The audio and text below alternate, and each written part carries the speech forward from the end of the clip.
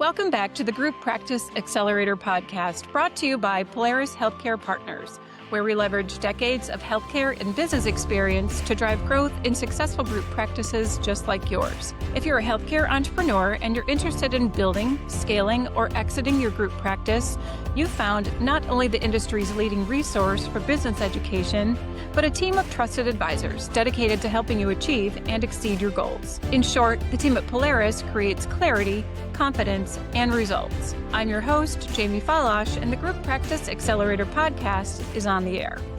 Well, hey everyone, thanks for tuning in again this week because I've got a guest behind the mic with me today that you're going to want to hear from. And we're going to be talking about something that impacts every single one of us to some degree, and that's recruiting and staffing. I think we can all agree that whether you have one location or 1,000 locations or more, it's a really tricky topic. And on top of that, it looks really different depending on your structure and your size. So my guest and I are going to be covering everything from interviewing and hiring to leadership and sequencing, meaning right people at the right time in the right seat for your organization. Now, I know there's a lot to think about when staffing and looking to retain those employees. So stick with me here, and I know you'll take away some great intel from this episode. And if you've attended any industry events geared toward group practice, you may have already seen or met today's guest because he's a familiar face to many of us. So without further delay, I'd like to introduce expert and friend of Polaris, Jon Fidler, founder and CEO of Fidler Associates. Jon, welcome to the show. Well, thank you for having me. Looking forward to the conversation here. Yeah, great to see you. Welcome and Happy New Year. We're still January. It's okay to say Yeah, that. we're getting rocking and rolling. Hopefully everybody's off to a good start here. Absolutely. Hit the ground running. Well, why don't we start here? So I know a lot of our guests are familiar with who you are, but some might not be. So I'm going to let you introduce yourself. And I also want to hear about the genesis of Fidler and Associates. Like, how'd you arrive where you are, and how did you identify that need? Yeah. No problem. I'll try to unpack it all here. So yeah, Jon Fidler, the founder and CEO of Fidler and Associates. Basically, we're an executive search firm that focuses within the multi-site healthcare space for leadership teams and headhunting. Basically, I've been called a lot of things, but headhunting, executive search, and so we work with really groups that range anywhere from 2, 3, 4 locations up to, I think our largest has right around 2,000 locations. So kind of have a pretty broad spectrum of background and experience with groups of all different sizes. But we'll go out and hire, kind of the easiest way we put it is not really anything in the office. So staffing, as far as like assistants or hygienists or clinicians, it's more like regional managers up through C-level is our focus. And so, we love to help out any way we can and have a pretty good network within the industry. But, I came up through Patterson Dental for about 10 years as started as an operations manager, moved into sales. And then I always joke I got demoted to branch manager because I got paid less, but had a lot more headaches. And so I didn't know what I was doing. And got Congratulations. promoted. Yeah. Got promoted over here to the Austin area and kind of ran the Central Texas area for about 5 or 6 years, and just kind of found myself really loving putting teams together as kind of part of the central part of the dental community here. We'd have a lot of manufacturers, we'd have a lot of offices, and say, hey, if you know of anybody, or if you know of anybody, and I just kind of love doing that. And previous to my experience at Patterson, I was with the Arizona Diamondbacks, a baseball team in Phoenix, and I was in part of the scouting and player development departments. And at the time, I loved the job. I mean, it was great. It was in sports. It was fun. Everything was great. And you're not really quite sure when you're doing something what it's leading to. And as I look back on it, I was in charge of kind of putting teams together, and not every team needs 9 all-star, so you just kind of have this whole feeling. And then when I got to Patterson, I really enjoyed putting our team together too. We had service techs, inside folks, we had sales reps, all those sorts of things. And so as you're looking to build out those sorts of teams and hire folks, I just really enjoyed it. And I think at the time I didn't even realize it. It was just kind of like you did it just to survive and you were doing the job. And about 5 or 6 years into Patterson, I thought, man, I could maybe monetize this. I really enjoy doing this. And so kind of branched out, used my network from Patterson and started working with a lot of manufacturers and looking for sales reps and sales leaders. And then kind of got lucky and kind of fell into the DSO industry and found that there was just a little niche there that nobody had really touched yet. And there's a lot of need. They were growing rapidly at the time. They were having trouble finding folks. And so planted our flag there and just got lucky and connected with a bunch of different groups. And so At that point, we felt like there was a business here, didn't mess it up too bad. But basically, worked with these groups, found there's just a huge need there. Our network was pretty vast in it. Did a couple of successful placements, and at that point, just kind of took off from there. So we kind of found this little box. From there, we've kind of branched out into other multi-site healthcare. A lot of the skills and experience and kind of what the owners are going through are very similar. So, med spa, surgery centers, dermatology groups, chiropractic groups, they're all kind of funnel into this, and then the ancillary companies around it as well, kind of the technology platforms that come into it. They'll ask for us to go look for people that have a network in there. So it's just kind of blossomed into this like wonderful little hub of the industry. We kind of stay under the radar a little bit. We obviously go to events and speak and those sorts of things, but it's just been great expanding the industry and kind of, I call it like cross pollinating a little bit and pulling folks from optometry into dental, or sending dental from, dental folks into med spa. So it's just been this really neat little hub we've kind of created for ourselves. But that was the path, just kind of stumbled into it, and it's just been great. Yeah, I was going to say not really under the radar. I'm going to have to disagree with you there. Well, You go at all these events, you're sharing this knowledge, and you have such great experience in the group practice space. And that's what I wanted to stress to our listeners too. Yes, I mean, I know you from dental. However, your expertise spans all multi-site. So it isn't just dental. And your guidance, although more executive headhunter, I'll put in air quotes around that, you have yeah, experience and knowledge outside of that. That's why I was mentioning things like sequencing, like what leads yeah, to that executive search. How do you even know when to start that, or yeah. when you need it, right? Yep, totally. Yeah, and as I got into this, obviously I was dental heavy because that was my background and Yeah. experience. But as we got into this, a lot of these private equity groups started coming in, and we would do a dental hire for them for a group that they were in partnership with. And then they're like, "Hey, you did a good job on this. Could you help us out with this med spa?" And once we kind of started seeing the similarities and all of it, it just really blended and started making sense and expanded the network quite a bit. So it's very, very similar, even though the industries are different. It's all multi-site healthcare, and at the core of it, it's business, and the struggles are real and very similar for the owners. Yeah. Well said. Well said. Well, why don't we start kind of at a high level, and then I might ask you some backtrack Yeah. questions.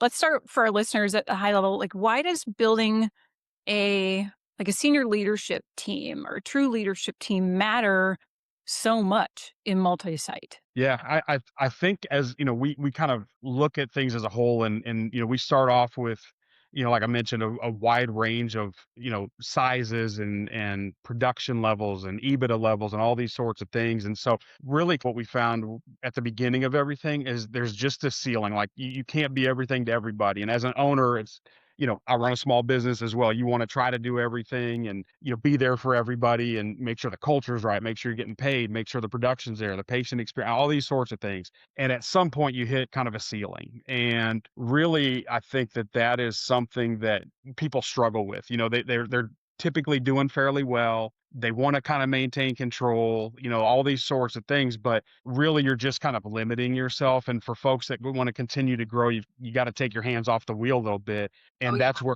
the right leaders come in. And so, it's mainly for the folks that can, want to continue to grow and, um, I guess have that mentality that you can't be everything to everybody, because you're probably losing more than you realize. And when you get people to focus on, it just makes it a lot easier. Yeah, there is nothing more simultaneously flattering and terrifying as being the wearer of all the hats. Yeah. Yeah. That- Yeah. A That's little therapy session. Yeah. Yeah. exactly. And that's a large burden to carry, but you won't notice all of the balls that you're dropping until you've dropped so many that it's Yeah. impacting the bottom line, right? The value Yeah. of your business. So Yeah. what Yeah. do you find is usually the catalyst for, hey, I need to add a leadership team? Because, we stress this planning out ahead, 6 to 12 months, and having a Yep. strategic plan, but that's in a perfect world. Yeah, yeah, and I think a lot of time too, just being a small business owner, you get caught up in the day to day. You're just trying to survive. You're making decisions, and again, you're probably doing pretty well, so it doesn't feel like it's imminent that you're missing a lot of things. And there's some balls that are dropped, but I don't think we all minimize what that is. And so, to me, I think when you are able, again, maybe over a winter break or whenever you have a business planning, session, to take a step out of the business and really look at it as a whole. If you're finding yourself as the bottleneck, of a lot of things where you're having to approve everything. People are coming to you for direction. You're having to look at revenue cycle, you're having to look at compliance, you're having to look at all these different things. It's just almost impossible. And I think there's kind of an internal meter with it as well. You can't do it all. You're dropping some things. To me, that's kind of the time to start doing this. What it's hard for me to put like a hard number on it when you get to 4 practices. That's it. Because we have folks that have gone to 50, 60 practices and they're still running it, but they are really good at it. They are missing a lot of things, but they just can't give it up. So I don't know if there's like a straight number to give you of like, hey, when you get to this point, this is what you should do. But I think it's a bit of internal emotional feel of what's going on with the business. And then when you take a step back out and you look at, the data and the analytics and hey, we are missing some things, it's time to start considering for sure. Yeah, and I know it's hard to kind of nail down those different categories. If we kind of take that back a little bit, not the executive leadership team, but like your first layer of leadership, I'll call it, within your small group. DeWalker and I were chatting back and forth about this the other day, talking about, at 3 to 5 locations, it's time to add a regional Yep. director of operations. At 5 to 10, maybe you've got 2 and a director of operations. Yep. But again, it's got to come down to what's your plan? I stress this too, is every group is different, every owner is different. We have some owners that are just kind of running the business de facto. They just kind of gotten thrown into this and all of a sudden they realize they have a real business to run but they want to be clinical. They don't like the business side and the HR side and the paying the bill, all those sorts of things. So really kind of reverse engineering it from what is the goal. Do you want to get back in clinically? Okay, well then we need somebody that can oversee the business side and everything. And typically that's an operator, in the beginning. But it could be a financial person. Do you as an owner want to continue? You're intrigued by the business side and want to go get office number 5, 6, 7 and don't want clinical. So then do we need somebody to kind of handle that side? So we kind of work with the group and the owner to, hey, ideally, what do we want you to be so you can go do the fun stuff that you enjoy doing? Exactly. And then we'll kind of figure out where that gap is at and then find the right talent to fit into that. Yeah, that's perfect because we do, when we're talking to clients, it comes down to that foundational question. What are you trying to build? And you have to know yourself well enough. Do I want to manage people? Some people are no, no, thank you. I would rather, have my hands on clinically Yep. and maybe have, my services and executive leadership team over here. Yep. Or do I want to kind of make that transition from clinician to CEO? It's tough to do both. I know some people do both. Sure. Yeah. Maybe they have that dialed in. I think it can be challenging to wear either of those hats fully at the same Yeah. time. Yeah, and it's a little bit of a therapy session, for yourself, like you kind of Right. step back and you think like, yeah, I can do it all, but then maybe I'm not great at this. And so, if you're not great at the finances and you kind of just trust what's going on, there's probably some things leaking out where, we can't afford this or we can't do anything. But man, if you bring somebody in there and really focus on it and drive it, it's going to kind of have an immediate ROI on it. And so, yeah, it's a little bit of a, internal therapy session where you have to say, I'm not great at everything. There's people out there better at things than I am. And you brought up a good word there, trust. Yeah. Finding just the right person, because if they don't treat your business like you treat your business, then you've hired Yeah. the wrong person. Yeah. So that leads me to another question.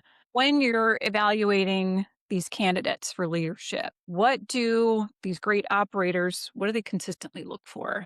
So I think it depends, kind of backing up a little bit. Every group's a little bit different. And so when you're looking to bring somebody on, what I try to make sure folks know is you don't want a replication of yourself. I mean, obviously you want to find folks that think like you, understand the business, take ownership of things, treat it like it's their business, but they don't need to be an exact copy of you. A lot of times that's uncomfortable for folks, like maybe you're going to have to hand off a decision to somebody and they're not going to do it exactly like you would do it, but you have to trust, you have to see that they know what they're doing and buy into it. So, there's a doctor that we work with, Dr. Scott DeRossi, that we brought onto the team. He has this lead system that he implements when we work with groups. And there's different levels of things that we look for. And so, I think from like, does this person continuously learn? Are they empowering others to make decisions, which is, ultimately as an owner, what you have to be able to do?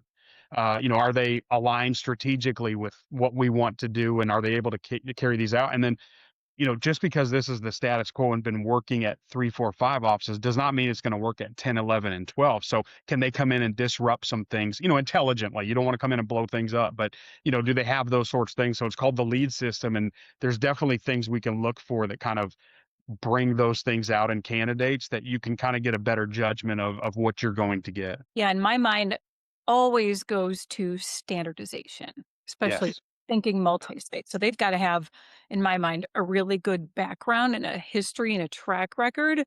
of laying out processes, Yep. implementing processes and then being consistent with it. Because really, at the end Yeah. of the day, you can have all the SOPs in the world, and if nobody uses them, Yeah. what Yeah. good, Yeah. right? Yeah. You go from a hero-based system, which one person's just taking care of things, to now we have a strategic system, in place that they just kind of run itself. And then that way you don't have to oversee everything. It's kind of taking care of people are held accountable and things should be working properly without just continuously micromanaging folks. Yeah, for sure.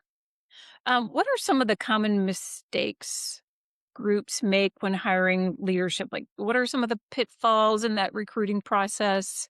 What do you see happening there? Yeah. Number one is the overhiring or underhiring of somebody. That is kind of, I think our job is to kind of balance these out. There's kind of two branches on that tree of which way you want to go, right? And so, hey, we've got this issue here. That may be an issue now, but if we bring the right person in to fix it, then it's not going to be an issue later, but that's what they're good at, so they've kind of worked themselves out of a job or solved that problem. So, Yeah. I think that the over hiring, everybody comes to us and they've got 3 or 4 locations and say, hey, I need a COO. And it's like, well, I don't know if you need a COO because that's a little bit more, you know, strategically thinking. That's down the road 3, 4, 5 years where you probably need some help tactically in the practices and putting policies and procedures in place. So you want to kind of make sure the over hiring or under somebody that hasn't done it before, are they able to do those sorts of things? So though, and whether it's titles, whether it's, skill set or experience, those are all things, you can leverage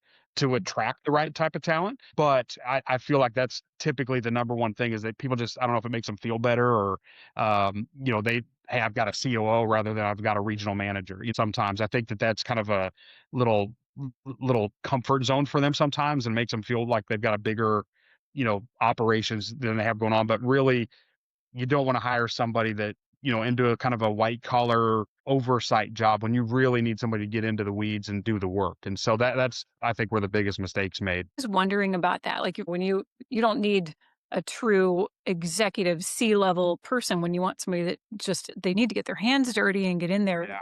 every practice, but over hiring for the title Yeah. that Yeah. comes to so Yep. you know the candidate loves to have that title but Sure. doesn't match what you need. And Yeah.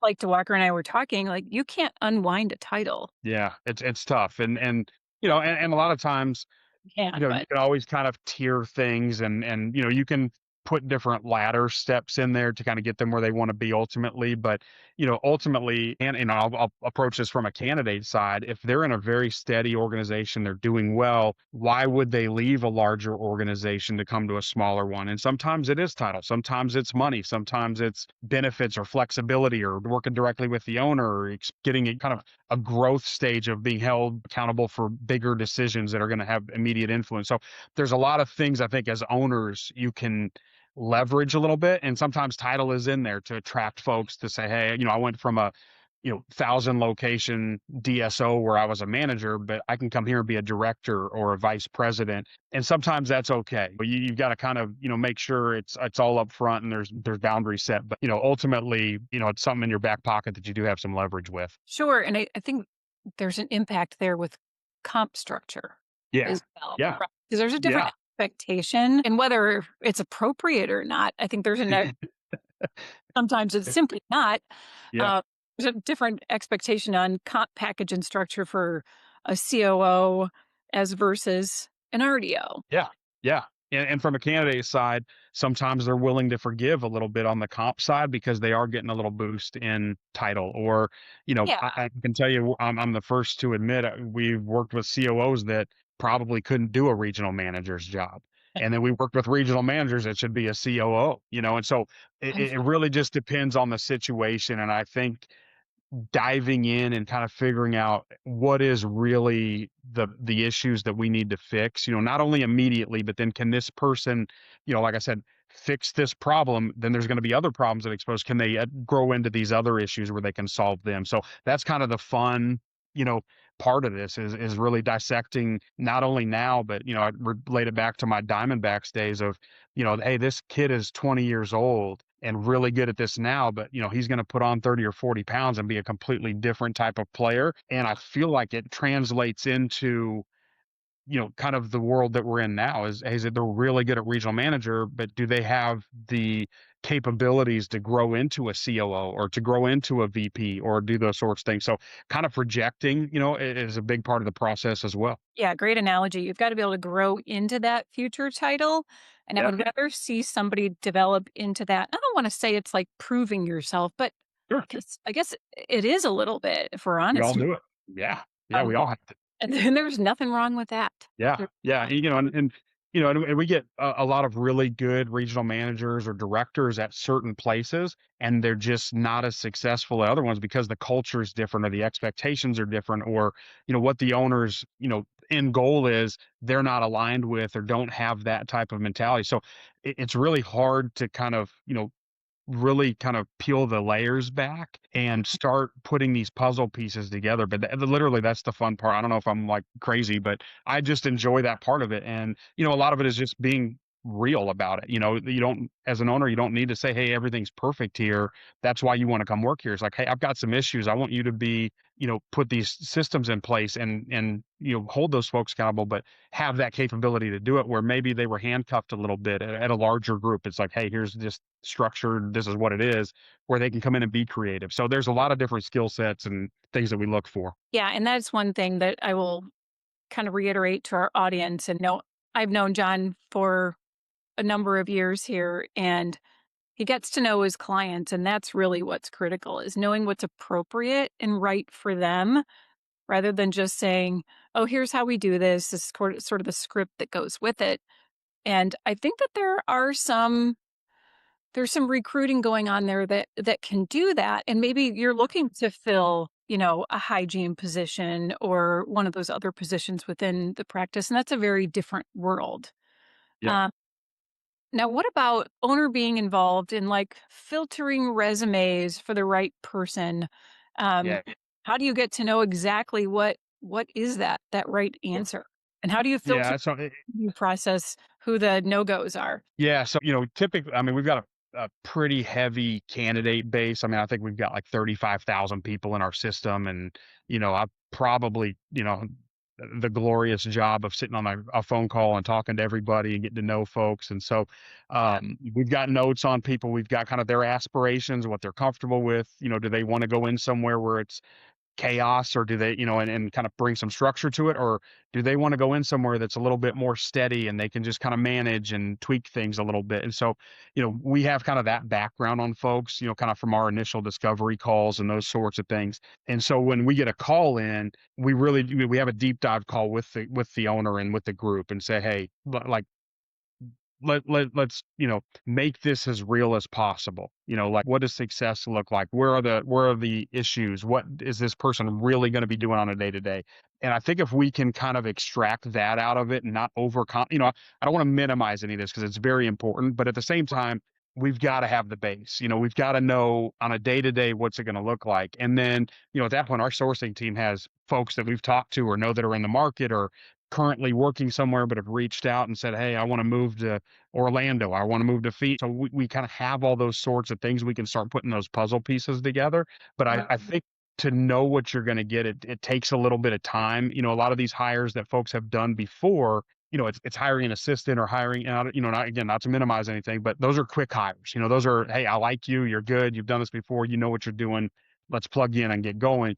This is a little bit more strategic and kind of our approach. I mean, and I don't want to give all our inside baseball stuff away here, but Oh, we will give candidates we won't return an email, or we'll give them an issue and then say, hey, by this time you need to get back, and so it gives us a little bit of dirt into how, aggressive they're going to be. Do they wait for us to call, or do they reach out and say, hey, I didn't hear from you. Like, I just want to bring this to the top of your inbox. And it's like, oh yeah, we're doing that stuff on purpose sometimes. And so, there's just a lot of things we can kind of uncover to get into kind of, more of like the personality and approach that they're going to have than just, hey, on the resume, yeah, they've done this before. They've implemented, policies and procedures. They've overseen compliance. They've done revenue cycle. Those are kind of the easy parts a little bit. It's, are they going to be a good fit for you? That's really going to be the where you dig in. And I think mentally you got to have a little bit of a marathon type approach to this. It's I have a book behind me, the John Wooden, it's be quick but don't hurry.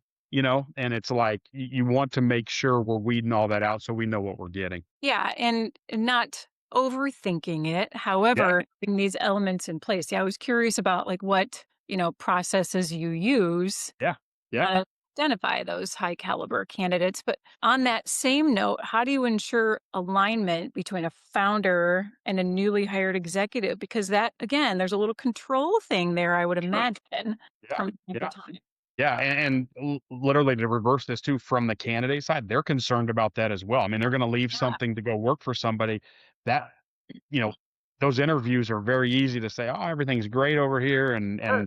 this is what we're going to do, and I'll support you in anything. I'll let you make these. But it's like, okay, well, when it comes time where the rubber meets the road, like, are they willing to give that decision making up and be comfortable with it and go through some growing pains? Yeah, it's a unique dynamic that's kind of a two-way street. And that's why, when we get in, we just ask, like, this doesn't need to be if it was perfect, you wouldn't need this person. And so let's kind of break this down and say, hey, this is what it is. You don't have to be embarrassed by it, or it's not exposing you in any way. We just want to make sure we're getting the right candidate that can solve those issues and then grow from there. So yeah, it's a two-way street, I think, a lot of times. Yeah, yeah, that good point. And for those founders, what's Yeah. a mindset shift that they need to be thinking about that can improve their leadership hiring? Yeah, so to me, it all kind of starts with sitting down and making a list of where your struggles are at, or what you don't, maybe you're not even struggling at, you just don't like doing it, Yeah, and it could be finances, it could be HR, it could,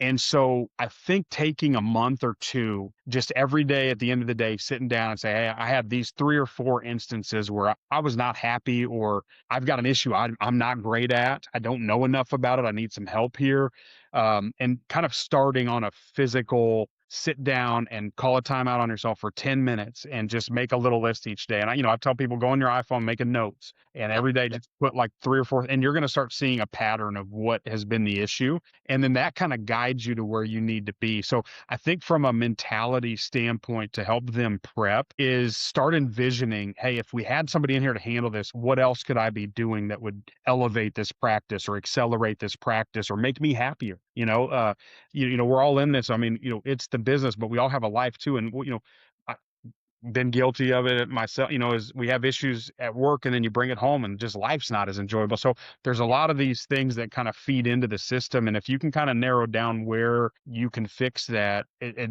literally is going to enhance you probably physically on an ROI and make you more profitable. But I think as a lifestyle, which we call them kind of hard ROIs, where I can, hey, we saved our practice $300,000. But there's also a soft ROI where it's like, my life has just gotten better, and I don't know if I could put a price tag on those sorts of things. So exactly. Yeah, little, peek into my world. I do use that notes feature on my phone, and I have a little file when, everyone gets overwhelmed with what they're yep, doing, or you have a bunch of deadlines coming up. I have a little file in there that, what am I willing to give up or add that would elevate my own well-being? yeah, And you'd be surprised what you can just say, that doesn't matter. That doesn't yeah, matter. It can't be all about, here's what I enjoy doing, and that's all I'm going to do. That's not reality. That's yeah, not how the world works. But there yeah, are things that you can mold and shape and maybe, take some accountability for sure, that can improve your well being, like, yep. procrastination, guilty. Yes, yeah. You figure that out, write a book. I think a lot of people are guilty of that. So Yeah, yeah, exactly. Well, you were mentioning ROI, and I don't want to be remiss. Our listeners tune into us because they're trying to increase the value of their business. That's yeah, really at the heart of it, what they want to do, and they want to be satisfied with that legacy that they're building. How should owners be thinking about if they're going to partner with a strategic or an equity platform when they are considering adding those executive and non-executive, like the senior leadership roles? Like, how Yeah. does that impact them when it comes time to, exit, perhaps Yeah. partner with Yeah. it? Yeah, I think, a lot of times when groups will go to a market, the feedback is, "Hey, you're kinda doing everything." If you leave, a lot of things are gonna crumble, or, if we move you over to here, it's starting new and we've gotta implement all these changes and new people, and so that ultimately decreases the value of what they're going, because 'cause they're gonna have to invest in it from their side. It's kind of a recent one that we had worked with was a med spa group that the doctor is unbelievable. I mean, he is a business person, he's a clinic, I mean, he is, just very, very focused on the business, very good at what he does, unbelievable energy, hard to keep up with, and, an ideas guy, but carries through. So, but he had gotten to a point to where I think they had 50 or 60 offices, and it was basically him kind of overseeing everything. And, he had some folks running things, but not really an executive team. So he decided he was ready to go to market. He had seen some, similar groups go to market, kind of saw what their return was, and that number made sense to him. So he went. And, the feedback that he got immediately was, "Man, hey, we love you. We love what's going on, but we need to know there's stability here and oversight and management and accountability and these sorts of things. And it's hard because you can't do that all." And so ultimately, he got the offer, from 3 or 4 different groups that were invested or wanted to invest, and it wasn't nearly the number that he thought it was. And so he reeled back. And so, we're trying to build that team around him now where, even though he's still involved in it, doesn't mean you have to give up total control of everything, but we have folks that are now focused on it. And I think he's kind of realizing like, man, I was just, tightening this up so much that there's not really room to grow and outside thinking and doing these sorts of things. So, it probably is a little bit eye-opening because folks feel like, "Oh, I've got this all under control. Let me go to market." And then they come back and it's like, "Well, yeah, you're great, but we need some other folks in here to kinda help you with a base, and we need a platform of an executive team, whatever level that's at." It doesn't need to be COO and doesn't need to be CMO. It just needs to be a, director of somebody that's overseeing certain things. And I think that gives them a lot of security from an investment side of these things are being paid attention to. There's a good base there and it's a solid foundation. So I think those are the things I think, when you look at the money and the return on things is kind of having a support team around you that's able to focus on those things, and it'll pay off in spades at the end of the, whatever that is, the transaction or, bringing an associate or whatever it is, it just makes the whole organization more valuable. Yeah, and you're absolutely right there. I agree. When people get laser focused on tightening things down, as you put it, that's a very good way to put it. They are so focused on value that they kind of miss the fact that you've got to look at this from a buyer's lens. If Totally. the buyer comes in and you don't have a leadership team, like you said, it could be at a regional level that's really ready and has a history of implementing and maintaining processes so that there's not a disruption, Yep. that's going to decrease the value of your business. Because if you have to bring in executive leadership or senior leadership, that's change, and change equals disruption, at Yep. least temporarily. Yeah, totally. You always have to kind of take a step back, and can't always be about here's what I want, here's the path we're on, this is going to happen. Put yourself in their shoes. What would a Yeah. buyer think Yeah. if X, Y, and Z? Yeah, and coming from a small business side too, I want the business to be able to run without me. Obviously, Ah, I enjoy it. It's my business.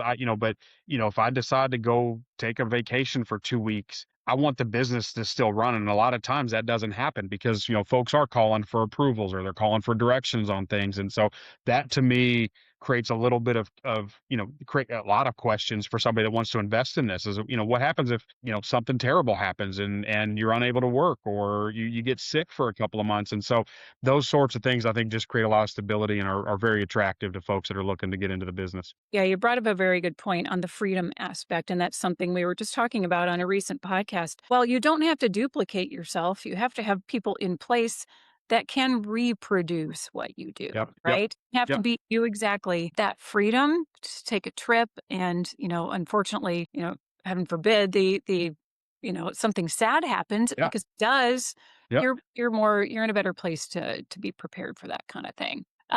Okay, last question, John. Yeah. If listeners take one thing away from this episode, what should that be? Yeah, I think just to me, it's being real with yourself. A lot of times we're all successful. We're living a good life. All we own a business, whatever it is, and so you kind of get into this. Hey, everything's okay. And so I think if folks want to grow, kind of take what that next step is or the end game is, and then kind of reverse engineer it as we talked about a little earlier. I think take a look back at your business, document where the bottlenecks are, document where the issues are, document where you're doing things that take you away from what you enjoy doing or what's going to actually accelerate and grow the business, and just start making lists of those, and things will start exposing themselves of where we need the help or where the opportunities are to bring somebody in and help be a part of your leadership team. So to me, it's just not to oversimplify things, but you run your business, nobody knows it better than you, but you also know where your flaws are at. And a lot of times we bury them. And so if we can kind of write them down and see them, they expose themselves and give us direction of, okay, these are things that are going to help me, not just stabilize this group, but when we bring folks in, we want to grow this group, and we want to have better patient experience, have better revenue cycle, have better EBITDA, and all those sorts of things start kind of coming through that list. And you've just got to be able to kind of put the puzzle pieces together, say, how do we solve this? And so I think if there was one thing at the end of this that folks could do is, I know it's very hard to do, is just call it a little time out here and kind of work on the business, not in the business, if that makes sense. And, just kind of document what's going on and where your frustrations are. And then that'll give you a little bit of guidance. Yeah, great advice. A really good takeaway. Like we promised, that is something that you can take 15 minutes, sit down by yourself, whether it's home or first thing in the morning, get to the office a few minutes early, shut your door, Yeah. before anybody starts knocking on it, and Yeah. take that time for yourself. I think that's a really critical piece of advice there. Thank you for that. And hard to do, but yeah, it needs to be It done. is. It's hard to get started, and some days you're not going to want to do it, but Yep. it's important to kind of reflect. But what's the best way to get in touch with you for our listeners? So we're not picky. So I literally email, cell phone, website, all that stuff kind of feeds in. So Okay. our website is www.fidlerassociates.com. My email is jfidler@fidlerassociates.com. And then, I'm happy to give out my cell phone if people want to text or have questions or really anything. I mean, we try to be a resource and a value. Obviously we want to do some hires, and that's what pays the bills around here. But, people don't go through this all the time, and they're asking questions that's literally like my favorite part of this, is trying to figure out where we can help. So, my cell phone is 512-550-8604, and text, call, email, whatever's easiest for everybody else, and we will get back to you and start the conversation. Wonderful. And I'll link to all of that in the show notes too. John, thank you so much for joining us. Yeah, thanks for having me. Yeah, anytime. Just your expertise and advice run so deep in multi-site. Like I said, everything from Diamondbacks here in my backyard to med spa and dental. All aspects of healthcare. So please reach out to John with questions, and he and his team will be there to help you. Yeah, thank you for having me. It was awesome. As always, if you'd like to schedule some time to learn about any of our Polaris expert advisory services, or maybe there's a topic that we haven't covered yet that you want to hear about, you can send us an email to info@polarishealthcarepartners.com, or you can reach us by visiting our website at polarishealthcarepartners.com. Go up to that Contact Us button and leave your info there. We'll get back to you right away. Thanks so much for being a loyal listener and subscriber. If you enjoyed today's episode, please share it with a colleague or friend, and be sure to leave us a rating on your favorite podcast platform. We'll see you on the next episode of the Group Practice Accelerator podcast.